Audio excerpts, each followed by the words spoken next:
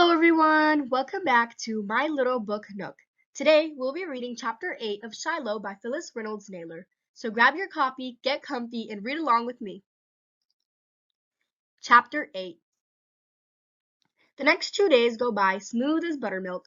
Shiloh gets biscuits or toast and a couple bites of ham for breakfast, and in the evening I fix him up some frankfurters cut up and mixed with sour cream and little chunks of cheese. He don't like the cheese much. It sticks to his teeth and he turns his head sideways when he chews, trying to get it off.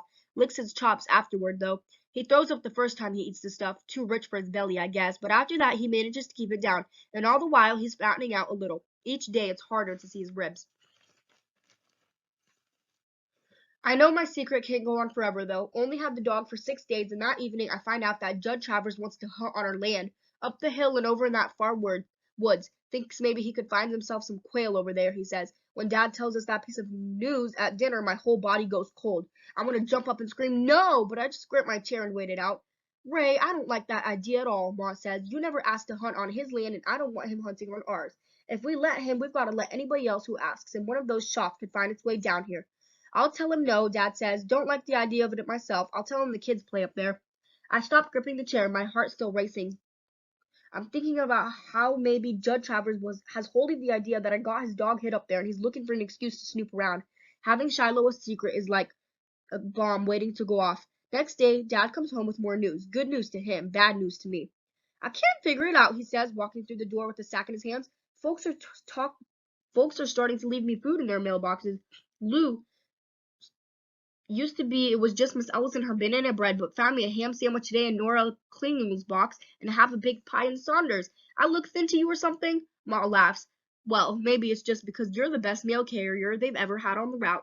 Well, we got half a pie for dessert tonight anyways, Dad says. Oh, brother, I say to myself, maybe Mr. Wallace is doing more talking than I figured. He wouldn't come right out and tell folks I was in a store buying cheap food, but he might just pass it along that the Preston's family's in hard times, and suddenly food starts appearing. That's the way it is around here.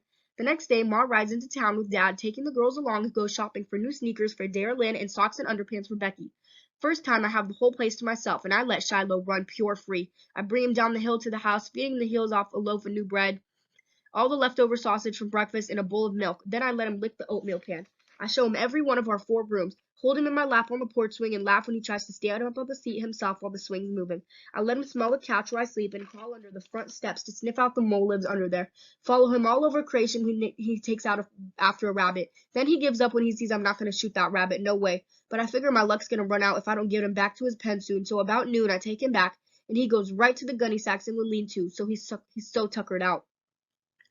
It's just in time, because when I get back and get the dishes done for Ma, the house picked up some, I look out, and here she comes up the lane with Dara Lynn and Becky and their packages. Somebody gave them a lift. You can always count on that around Friendly.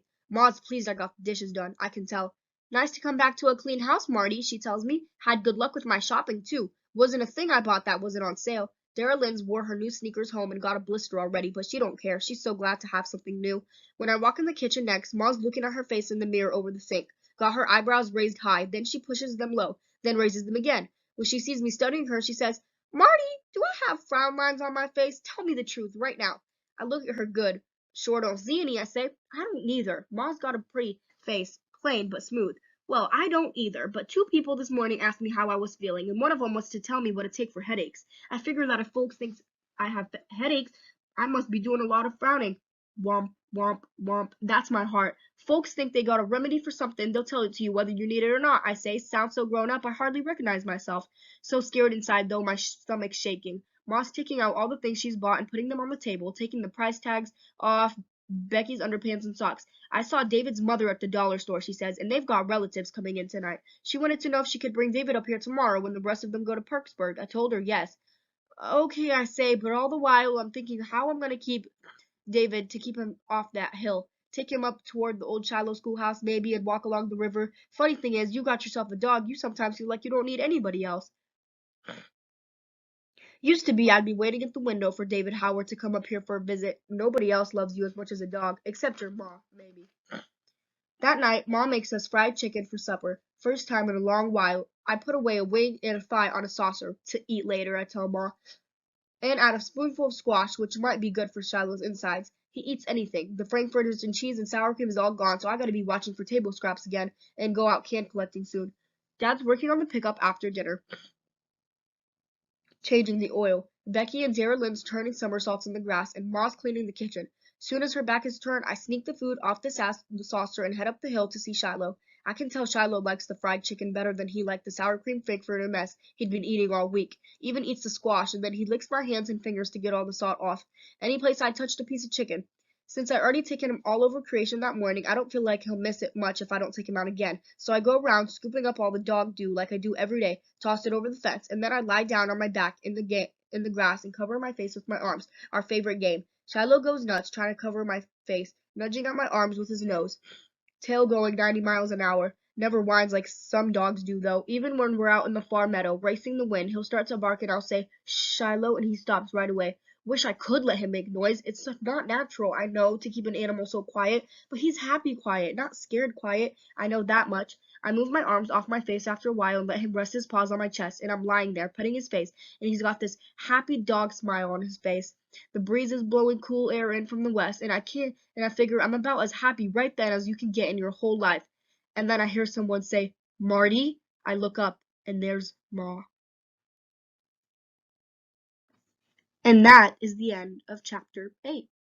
I hope you guys enjoyed it as much as I did. Comment down below, what do you think is going to happen now that his mother just found out and she's looking at him, she sees him with Shiloh? Comment down below. So excited to see your responses. Go check out my channel for chapter 9 or click the link in the description.